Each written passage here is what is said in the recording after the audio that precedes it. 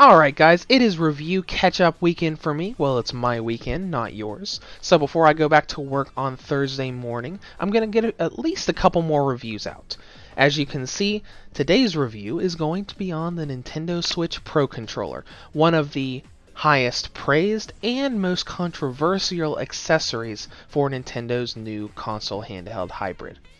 So, without further ado, here is my hardware review, accessory review, whatever you want to call it, of the Nintendo Switch Pro Controller.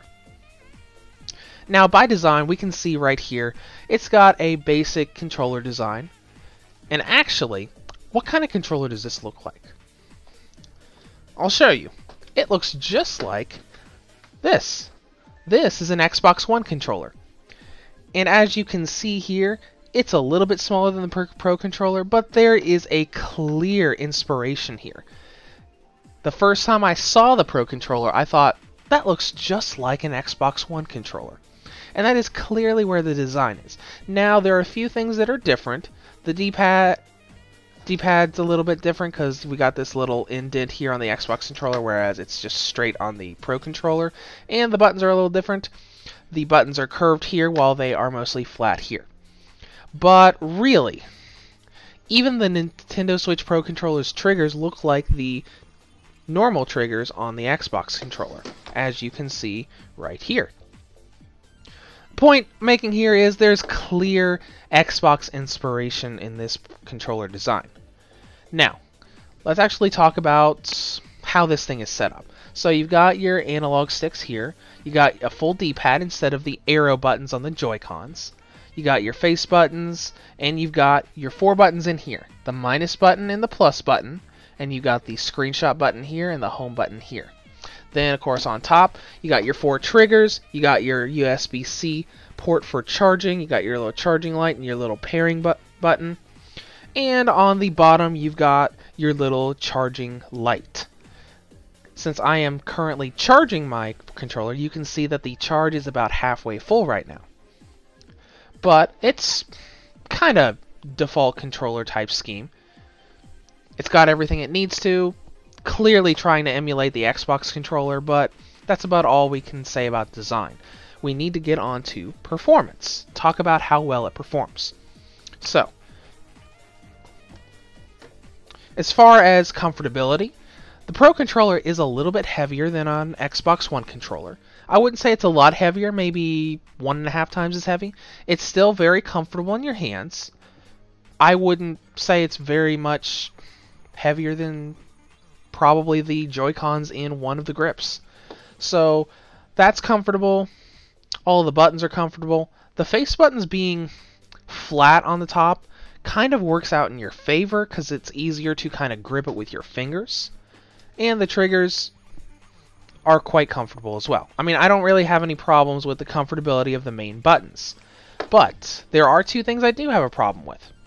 First of all, if you've been following the Nintendo Switch online community, you should know, or at least have seen, lots of discussions about the Pro Controller's D-pad issue.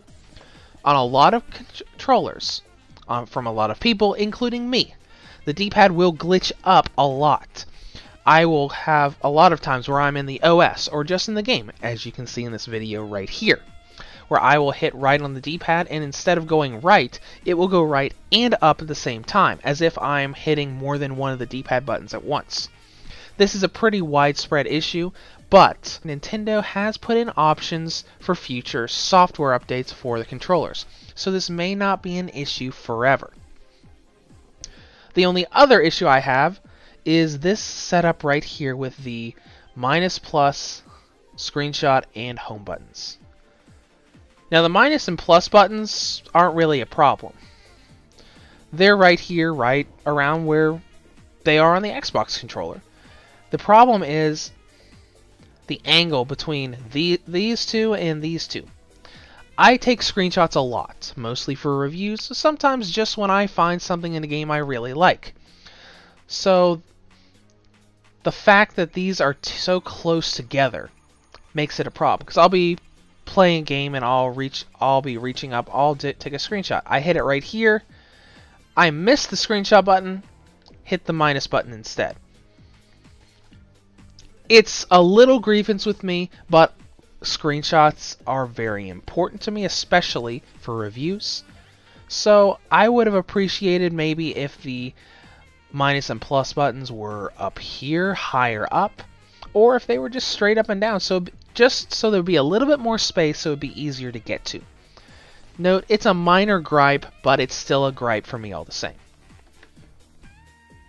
Now the biggest praise about the Pro Controller is this right here, the battery. As you know, you charge up a PS4 controller, it might last you a day or two if you do a lot of gaming. It might. The Nintendo Switch Pro Controller lasts me several days per charge, even when I'm playing it a lot. Once it's charged up, you're not going to run out of battery for a long, long time. I don't know the specifics. I can't say a specific time frame for the battery, but I will say this.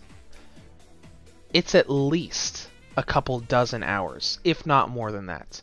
You could clear most games. You could probably clear several games in the time it takes for one charge to go down. Now, I'm not talking about games like Dragon Ball Xenoverse 2 or Breath of the Wild, but you get the idea. Compared to the Xbox controller and the PS4 controller, it has astounding battery life. In conclusion, the Pro Controller isn't without its faults. The D-pad glitch is very concerning for people who play side-scrolling platformers, and screenshot enthusiasts might have a bit of trouble reaching up trying to hit the screenshot button when they accidentally hit the minus button instead.